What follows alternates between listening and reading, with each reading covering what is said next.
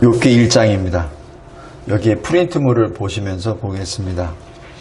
욥 하면은 고난의 사람입니다. 죄가 없는데 사탄의 참소로 말미암아 또 하나님이 그것을 그냥 사탄이 하자는 대로 그냥 다 허용해 버리셔서 고난을 받게 되죠. 욥은 사실 당대의 의인이라고 하고 하나님의 복을 받은 자였습니다. 그런데 사탄의 참소로 말미암아 사실 인간의 눈으로 보면 억울함을 당하게 되죠. 그래서 이 욥기를 보면은 죄 없는데 고난을 받은 사람에 관한 고난에 대해서 주로 인용을 할 때 욥을 말합니다. 그런데 이 욥기를 쭉 읽다 보면은 물론 당대의 의인이지만 하나님 앞에서는 죄인이다 라는 사실을 인정할 수밖에 없고, 또 하나님이 사탄의 참소에 흔들려서 그 죄 없는 욥을 막 이렇게 힘들게 하셨다는 것이 아니라 사탄까지도 하나님의 손안에 있다 하는 사실이 여기서 증거가 되고, 또 마지막으로 하나 그냥 개괄적으로 보면은 왜 그러면 하나님은 욥에게 고난을 허용하셨는가? 분명 사탄이 거짓말한다는 것을 하나님은 아셨을 텐데 왜 굳이 욥에게 그 고난을 허용하셨는가? 결론적으로 보면은 그것이 욥에게 유익하기 때문에, 그래서 하나님은 욥에게 고난을 허용하셨습니다.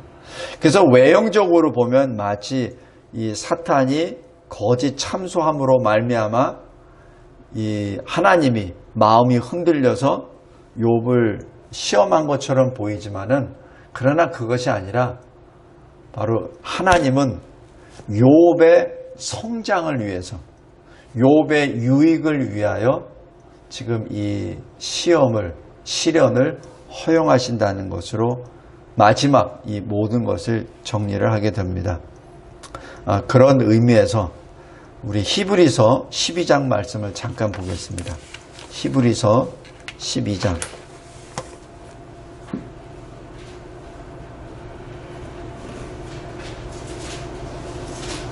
히브리서 12장 10절과 11절 말씀을 제가 잠깐 읽겠습니다.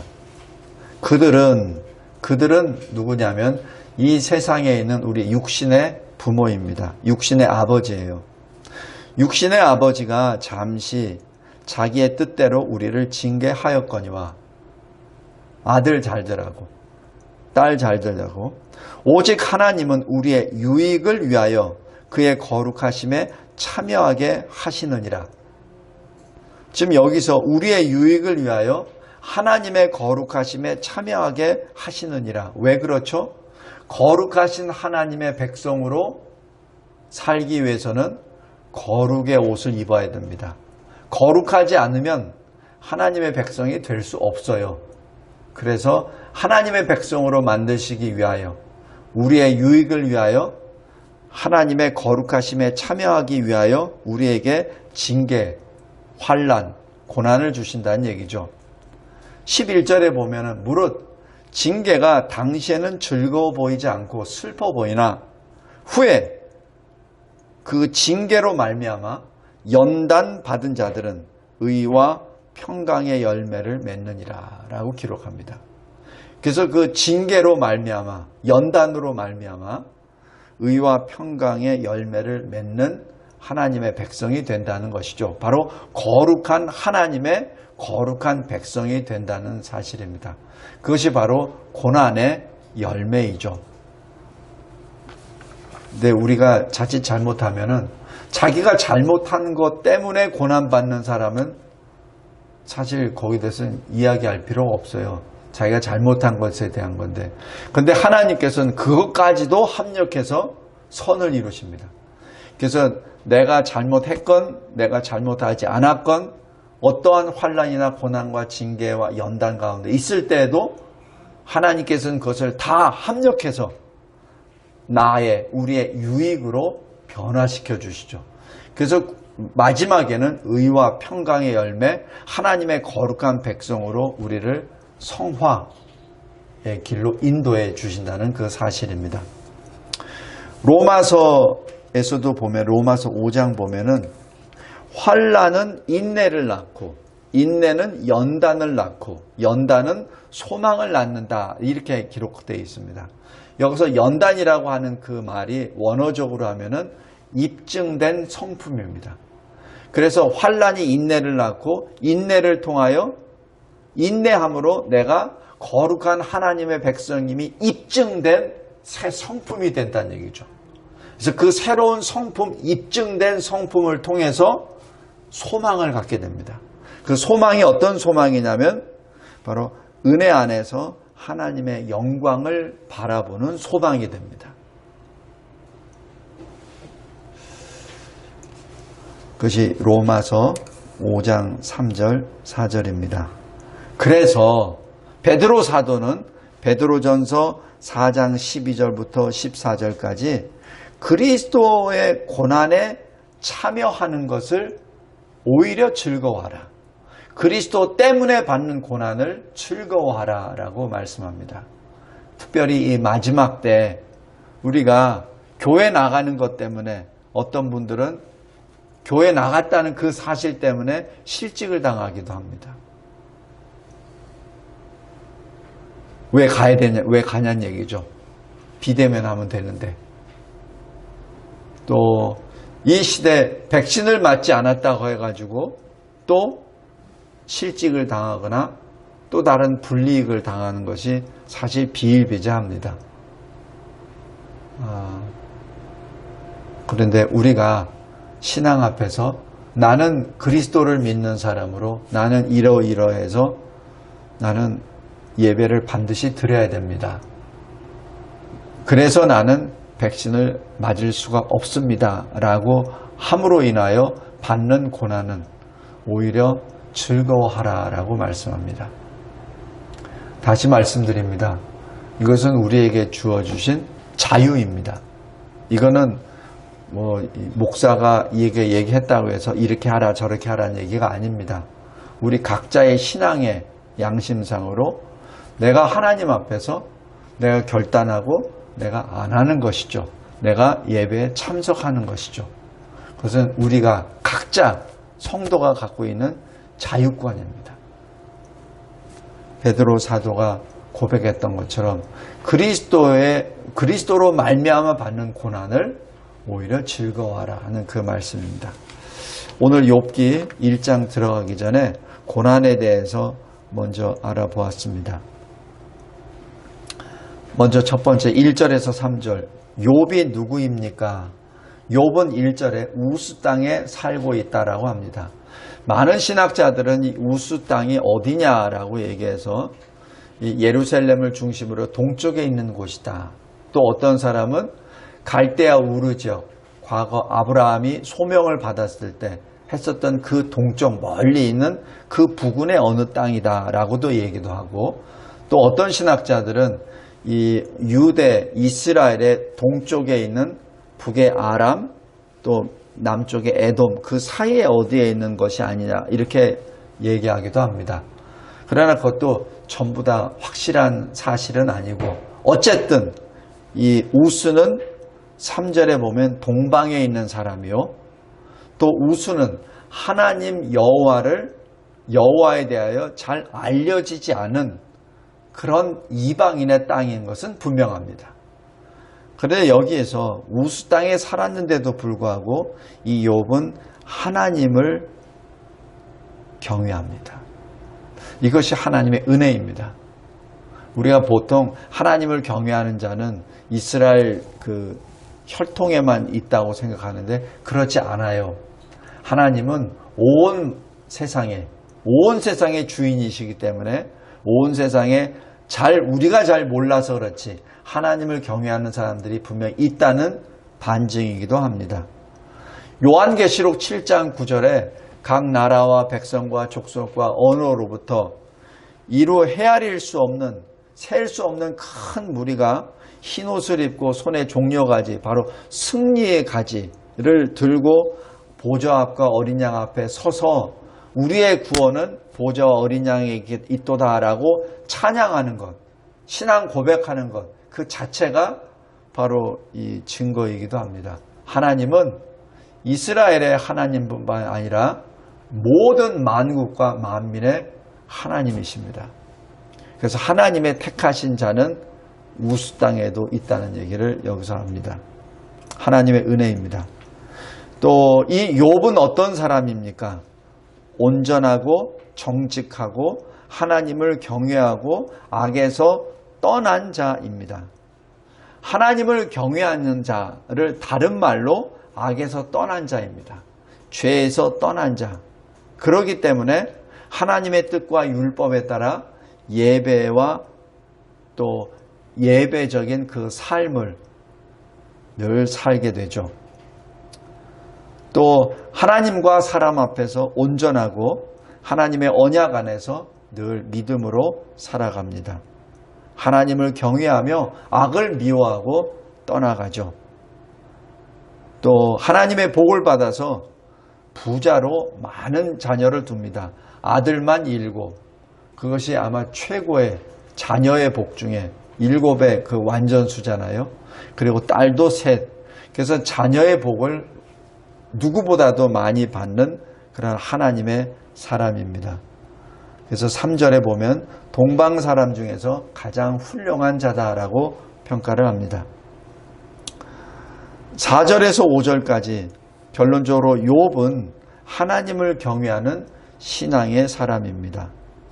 여기 4절 보면은 자기 아들들이 자기 집에서 잔치를 베푼다라고 얘기해서 7 아들들이 전부 다 결혼했고 7 아들들이 전부 다 가정을 꾸리고 그리고 독립해서 산다는 것을 말하죠. 이게 복입니다. 요즘처럼 이 20대, 30대 젊은이들이 결혼하기가 어려운 이 시대와 정반대죠. 그래서 결혼을 하고 가정을 이룬다는 것이 사실 하나님의 복을 받았다는 사실 사인이기도 합니다.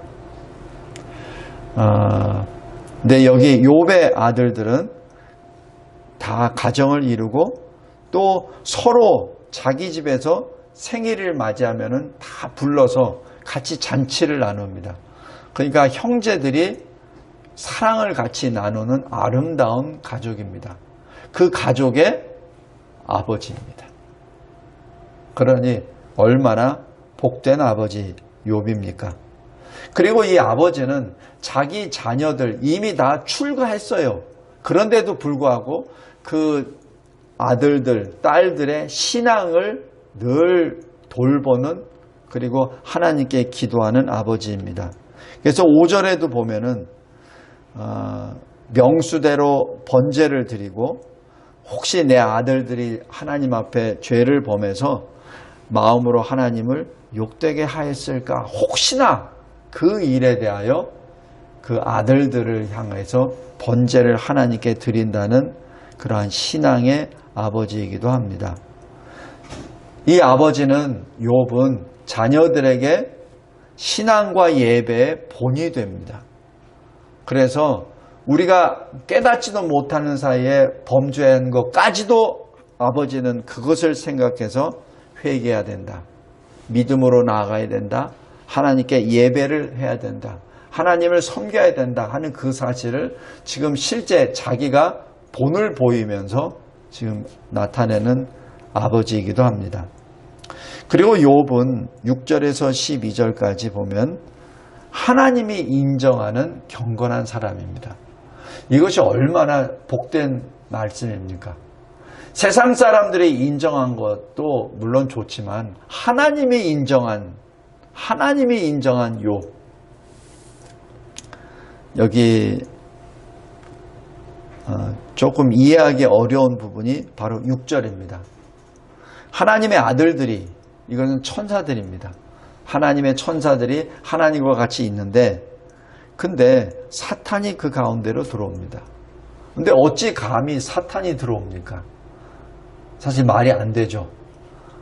사탄은 이 타락한 천사라고도 말합니다. 그래서 여기 프린트물에 큰 3번에 나번을 보면은 가번에 보면은 요한계시록 12장 7절 9절에서 하늘에 전쟁이 있었는데 이 사탄이 그 천사들과 싸워서 이기지 못하여 다시 하늘에 있을 곳을 얻지 못한지라. 이 표현이 다시 하늘에 있을 곳을 얻지 못한다는 얘기가, 그래서 이것을 근거로 해서 이 사탄도 원래 하늘에 있었던 천사였는데 하나님 앞에 대적하고 교만의 죄를 범해서 하늘로부터 쫓겨난 타락한 천사다라고 그렇게 해석들을 합니다. 그래서 땅으로 내쫓겼다라는 그 존재죠. 근데 그러한 존재가 여기 6절에 여호와 앞에 옵니다. 그래서 여러 가지로 이렇게 해석하는데, 그렇게 해석하기보다는 제가 서두에도 말씀드렸지만 사탄도 하나님의 손안에 있다. 그래서 사탄이 행하는 그 모든 것도 다 하나님의 권한 안에 들어있다 하는 것이죠. 그렇다고 하여 하나님은 그럼 악을 지으시는 분이냐? 그건 결코 아니고 사탄이 범하는 그 모든 것까지도 하나님이 다 가지고 계시기 때문에 사탄이 무슨 짓을 하더라도 그것은 아무런 의미가 없다는 것을 의미합니다. 지금 그렇게 보시면 될 것 같습니다. 그런데 이 사탄이 와서 여기 7절에 보면은 무언가 말을 합니다. 그러니까 하나님이 어디서 왔느냐라고 얘기죠. 사탄이 땅을 두루돌아 여기저기 다녀왔습니다. 근데 사탄이 왜 이 세상에 여기저기 왔다 갔다 하죠? 여기 3번의 나입니다. 땅을 두루돌아 여기저기 다니며 삼킬 자를 찾으러 다니죠. 그러니까 실족시킬 자를 찾습니다. 마태복음 13장 25절에는 예수님이 비유로 말씀하세요. 이 주인이 전부 다 이 알곡을 다 뿌렸는데 그 밤에 누군가가 와서 가라지를 뿌리고 가버립니다. 그러자 이 종들이 와서 가라지를 뽑을까요? 하니까 내버려 두라. 뽑을 때 알곡까지 뽑힐까? 뿌리를 상할까? 하니 내버려 두라. 추수 때가 됐을 때 그들을 거두어 불에 태우리라. 이렇게 말씀하시죠. 그래서 그 가라지 씨를 뿌린 자, 그 마귀, 그것이 바로 사탄입니다. 또 베드로전서 5장 8절에 우는 사자같이 두루다니며 삼킬 자를 찾는다라고 하는 것이 또한 사탄의 모습이기도 합니다. 이 사탄은 요한계시록 12장 9절에 옛뱀, 바로 하와에게 접근해서 이 타락하게 만든, 아담과 하와를 타락하게 만든 그 옛뱀, 큰 용, 마귀, 그리고 온 천하를 꿰는 바로 그 존재입니다. 그런데 이 사탄이 광명한 천사로 가장도 한다라고 고린도후서 14장에 또한 기록합니다. 근데 이 사탄은 하나님 앞에서도 아주 교만을 떨죠. 어떤 교만을 떠냐면은 여기 9절 보십시오. 하나님이 욥을 평가합니다. 욥처럼 정직하고 하나님을 경외하는 자 없다라고 딱 말씀을 하니까 사탄이 빈정거리며 아니요, 욥은 외식하는 자입니다. 하나님이 복을 주셨으니까 그렇게 하는 척하는 거지 그걸 다 걷어가 보십시오. 그러면 욥도 본색이 드러날 거려 라고 말을 하죠. 이게 뭐죠? 교만입니다. 바로 하나님 앞에 하나님과 대등하게 말을 하며 이 하나님이 인정하신 욥에 대하여 지금 자기 스스로 자기가 판단하고 평가하고 그를 참수하죠. 그러면서 아예 제시까지 합니다. 그 소유물 다 치워버려 보십시오. 그러면 11절에 주를 향하여 욕할 겁니다. 분명히 이렇게 말을 합니다. 이것이 교만입니다. 마치 세상의 모든 것을 소유한 자처럼 자기가 하나님인 것처럼 그렇게 말을 하는 것이죠. 마치 이 예수님께서 공생애를 시작하시기 전에 마귀의 시험을 받으시죠. 그것이 마태복음, 누가복음 이 각각 4장에 나오는데 이 마귀가 이렇게 말합니다. 이 모든 권위와 그 영광을 내가 너에게 주리라. 이것은 내게 넘겨준 것이므로 내가 원하는 자에게 주노라. 그러니 너 나에게 무릎만 꿇어 라고 테스트를 하죠. 예수님을 그렇게 테스트합니다. 바로 이게 사탄입니다. 그러나 하나님은 욥을 온전히 하나님의 사람이라고 여기서 말씀을 하시죠.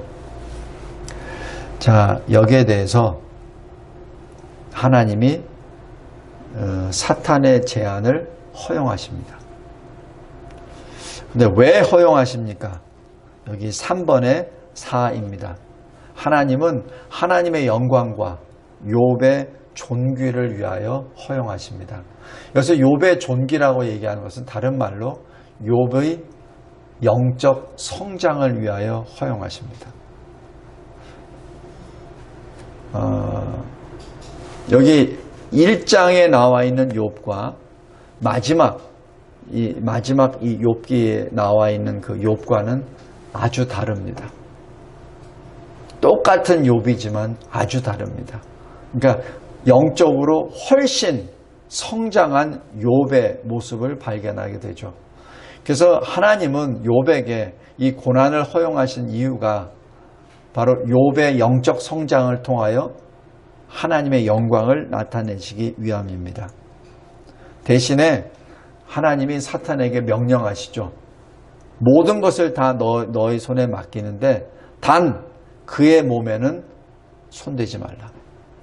바로 하나님이 그 테두리를 딱 정해 주십니다.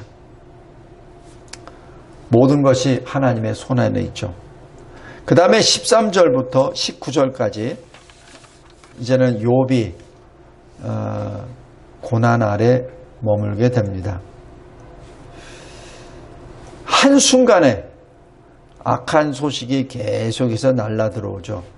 13절에 욥의 자녀들이 그 큰아들 집에서 음식을 먹고 포도주를 마실 때 14절 15절 소 나귀가 사라집니다. 16절 하늘에 불이 떨어져서 양과 종들이 사라집니다.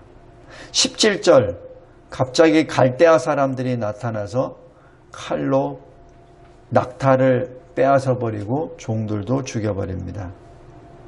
그리고 더 아픈 것은 18절 19절입니다. 마다들의 집에서 음식을 먹고 포도주를 마시는데 큰 바람이 와서 집 네 모퉁이를 치매 집이 무너져서 아들들이 다 거기서 죽어버립니다. 이때 어김없이 하는 것, 한 종이 달려오죠. 한 종이 달려와서 원래대로 자기도 죽어야 되는데 뭐라고 하냐면 나만 홀로 피하였습니다. 나만 홀로 피하였습니다. 그래서 주인께 이렇게 말합니다. 그건 뭐죠? 자연재난이 아니란 얘기입니다. 만약에 자연재난이고 어떤 갈대아 사람이 공격한다면 뭐 종이라고 그냥 도망가게 내버려 둡니까? 다 죽여버리든지 다 데려가든지 그러죠. 근데 꼭 똑같은 패턴으로 한 사람만 나와서 욥에게 그 보고를 하게끔 만들죠. 성도 여러분, 이것이 바로 하나님이 허락하신 지금 고난 가운데 있다는 사실을 입증해내는 것입니다. 이때 오늘 마지막 내용입니다. 20절에서 22절 욥의 반응입니다. 고난 가운데 욥은 어떻게 합니까?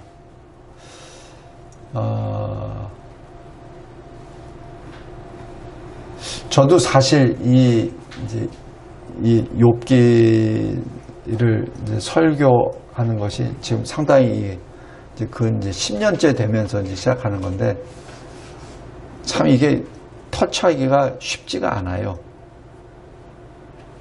그래서 지금 맨 마지막에 이렇게 둔 이유도 하나 있습니다. 제가 만약에 욥이라면 어떻게 했을까?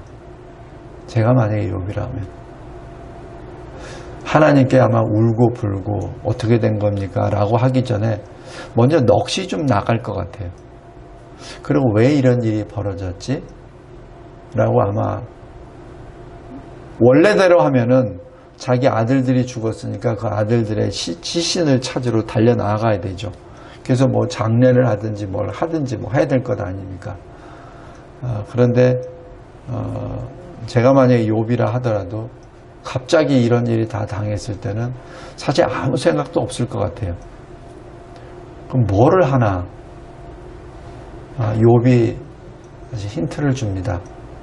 자기 옷을 찢습니다. 이 옷을 찢는다는 얘기는 어떤 그 고난 앞에서, 환난 앞에서 하나님 앞에 내가 범한 죄에 대한 회개의 표현입니다. 그런다고 지금 욥이 구체적으로 하나님께 무슨 잘못을 했냐 그건 잘 모르겠으나 그러나 욥은 하나님을 경외하는 자, 하나님을 두려워하는 자, 하나님을 사랑하는 자이기 때문에 지금 이 현상을 가지고 그냥 자연 현상이라고 보지 않은 거죠. 이건 분명히 하나님이 나에게 지금 허용하신 것인데 그럼 그 앞에 내가 어떻게 해야 되느냐는 얘기죠. 내가 도대체 무엇을 어떤 일을 해서 먼저 자기 자신의 모든 것을 지금 다 내려놓고 마음을 찢으며 하나님 앞에 일단 엎드립니다. 그리고 두 번째가 하나님께 예배드립니다. 자식을 장례하는 것이 문제가 아니라 재산이 날아갔기 때문에 그걸 어떻게 뭐 뒷수습하는 그 차원이 아니라 지금 이것은 하나님과 나와의 문제라는 사실이죠. 그래서 먼저 하나님께 예배를 드립니다. 성도 여러분, 우리 아브라함이 믿음의 우리 조상 아브라함이 언제 하나님께 제단을 쌓고 예배를 드리죠? 하나님이 부르셔서 또 하나님이 인도하셔서 하나님이 도우셔서 그죠? 그럴 때마다 제단을 쌓고 하나님께 예배를 드립니다. 아브라함이 고난 가운데 있을 때 예배를 드렸다는 얘기는 못 들어봤어요. 아브라함이 아주 잘 될 때, 그리고 어떤 이 변곡점에, 인생의 변곡점에서 하나님의 역사로 커다란 그 전환점을 이루어졌을 때, 그때 하나님을 기억하며 제단을 쌓고 예배를 드리죠. 근데 여기 욥은 지금 자기가 상상하지도 못한 방법으로 고난을 받고 있을 그때 하나님께 예배를 드립니다. 이것이 이 욥기서에서 우리에게 주는 가장 첫 번째 교훈이 아닌가 생각이 듭니다. 우리가 잘 될 때도 하나님께 예배를 드리지만 우리가 도대체 이해하지 못하는 환난과 고난을 앞에 섰을 때 가장 먼저 할 것은 바로 하나님께 예배를 드립니다. 이 예배라고 하는 것은 바로 하나님의 섭리를 인식했다라는 사인이기도 합니다. 그리고 지금 욥에게는 자기 생명이 있잖아요. 그래서 지금 감사 예배를 드릴 수 있는 겁니다. 아직 내가 생명이 있으니까. 하나님께서는 나에게 시간을 주셨어요. 모든 환난을 다 허용하셨는데 나에게는 예배를 드릴 수 있는 기회를 지금 허락하신 거잖아요. 바로 그 감사 예배입니다. 다음에 두 번째는 고난 가운데 하나님을 경외하는 욥을 봅니다. 21절에 내가 모태에서 알몸으로 나왔습니다. 알몸으로 다시 돌아갈 것입니다. 주신 분도 하나님, 거두신 분도 하나님. 그러므로 하나님의 이름을 찬송합니다. 라고 말하죠. 이것이 욥의 그 가장 기본에 깔려있는 신앙이 아닌가 생각이 듭니다. 성도 여러분, 우리 여기 민수기에서도 보면은 조그마한 어떤 환난이나 어려움이 닥쳤을 때 이스라엘 백성들은 어떻게 했죠? 하나님을 원망했죠. 물론 대상은 모세지만 모세를 통해서 실은 하나님을 원망했죠. 물이 없을 때는 물이 없다고 원망했고, 먹을 것이 없을 때는 먹을 것이 없다고 원망을 했고, 또 메뉴가 만나밖에 없다고 또 하나님께 원망했고, 그 다음에 먹을 거 다 있고 다 하고 난 다음에 이제는 우리가 저 요단강을 건너러 가니까 그곳에 거인들만 있다고, 우리를 저 거인들의 밥이 되게 하려고 우리를 여기서 구해냈냐고 또 하나님께 원망합니다. 사실 원망의 연속이 민수기 전체입니다. 그러나 욥은 여기서 자기가 예측하지도 못했고 생각하지도 못했던 환난 앞에 하나님 앞에 먼저 신앙 고백을 합니다.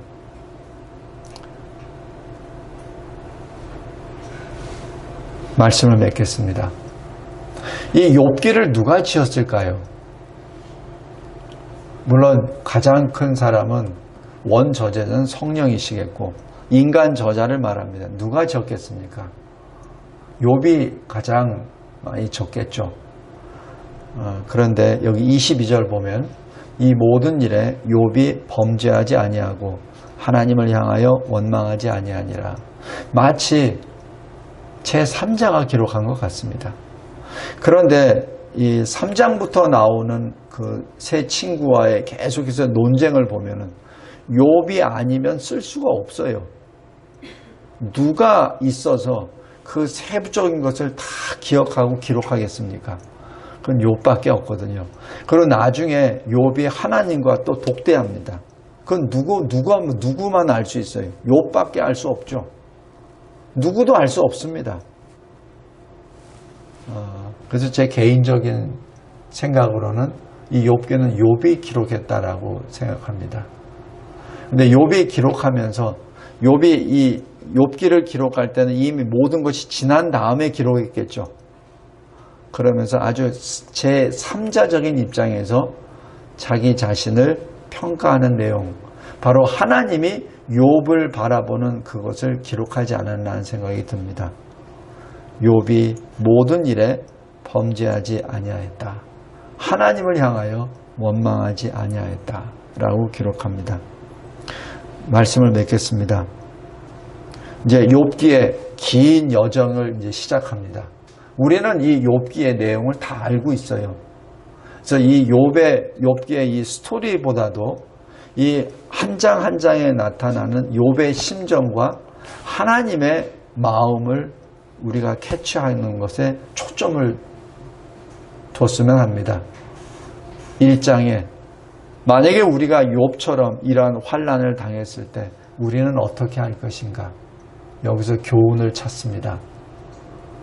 욥을 본받읍시다. 먼저 회개합시다. 이해할 수 없는 일이 벌어진다 하더라도 왜 나에게 이런 일이 이해할 수 없어요 하나님이라고 얘기하기 전에 먼저 마음을 찢으며 하나님께 엎드리는 회개를 합시다. 그리고 하나님께 예배를 드립시다. 그리고 하나님 앞에 범죄하지 맙시다. 원망하지 맙시다. 왜냐하면 나의 이 생명을 하나님이 주셨잖아요. 그리고 내가 돌아갈 곳도 하나님이잖아요. 그죠? 그거는 변함없는 진리입니다. 우리가 죽으면 어디로 갑니까? 하나님께로 갈게. 그렇다면 내가 이해할 수 없다고 하여 하나님을 원망하지 맙시다. 오직 하나님께 이 욥처럼 신앙 고백으로 엎드립시다. 그래서 하나님께 한 발자국 한 발자국 이러한 평가를 받읍시다. 하나님을 향하여 원망하지 아니함으로 하나님께 범죄하지 아니하였다 하는 욥 1장의 그 결론처럼 우리의 인생도 그렇게 그러한 인생이 되기를 바랍니다. 그저 70년, 80년 다 통과해서 할 생각하지 마시고 하루하루의 결론을 그렇게 맺읍시다. 한 사건 한 사건의 결론을 그렇게 맺읍시다. 그랬을 때 그것이 연결되면 우리의 인생의 마지막이 되는 것이 아닌지요. 나중에 내가 죽기 직전에 하나님께 이렇게 하면 되겠지. 그렇게 생각하지 맙시다. 매 순간순간마다 하나님께 원망하는 죄를 범하지 맙시다. 매 순간순간마다 욥기 1장의 결론을 맺읍시다. 그래서 하나님이 기뻐하시는 하나님의 평가를 받는 이 시대에 우리 욥과 같은 그러한 사람이 되기를 바랍니다. 특별히 이 대한민국 현실을 바라보았을 때 사실 이해 안 가는 일들도 많죠. 또 가슴이 찢어지는 그 답답함도 많이 있죠. 그런데 그 일까지도 그냥 그 나라의 일, 어떤 교회의 일이라고 생각하지 마시고 그 일 자체가 내 일이라고 생각하시기 바랍니다. 나라가 이렇게 공산화가 되어가고 교회가 자꾸자꾸 이상한 방향으로 이 대한민국 교회가 흘러가고 하는 그 자체까지도 내 문제라고 생각합시다. 그렇다면 내가 할 일이 나오죠. 그죠? 그거를 단지 나라의 문제, 대한민국 교회의 문제라고 했을 때는 나하고 관련이 없어 보여요. 근데 그 문제를 내 문제라고 생각하면 내가 마음을 찢어 회개할 수 있습니다. 내가 나라를 위하여 대한민국 교회를 위하여 하나님께 기도할 수 있습니다. 그랬을 때 원망이 아니라 하나님께 더 가까이 나아갈 수 있는 길이 열리는 것이 아닌가 조심스럽게 봅니다. 한탄과 원망이 아니라 오히려 소망으로 걸어 나아갑시다. 그것이 우리의 본분이 아닌가 조심스럽게 이 욥기 1장을 마무리 지으며 말씀을 전합니다. 기도하겠습니다. 하나님 아버지 감사하고 감사합니다. 하나님께서 저희들에게 주신 이 욥기서를 바라봅니다. 내용은 다 알고 있지만 그 순간순간마다 사실 이해가 안 가는 부분이 많이 있음을 고백합니다. 그것이 바로 우리의 인생이 아닌지요. 나의 인생이 어떻게 걸어가야 되는 것은 잘 알고 있습니다. 머리로는. 그런데 실질적으로 나의 마음이 어떤 경우에는 이해가 안 되는 부분도 사실 많이 있습니다. 하나님, 이 욥기서를 통해서 매 순간순간마다 매일매일의 삶이 어떤 사건의 그 모든 것들이 그 마침표를 찍을 때마다 욥과 같이 하나님께 원망이 아니라 예배를 드림으로 하나님 앞에 범죄하지 아니하는 우리의 삶이 되게 도와주시옵소서. 궁극적인 것은 우리의 유익을 위하여 하나님이 우리에게 이러한 고난과 환난과 연단을 허용하셨다는 사실이요. 그리고 이 연단을 받을 그때는 슬퍼 보이고 힘들지만 그러나 그 결론은 의와 평강의 열매라는 그 사실을 늘 마음에 새기며 소망으로 하나님께 나아갑니다. 하나님 감사합니다. 욥기를 시작하게 해주신 하나님, 다시 기쁨과 감사와 소망으로 이 욥기를 걸어가게 하옵소서. 예수 그리스도의 이름으로 기도드리옵나이다. 아멘.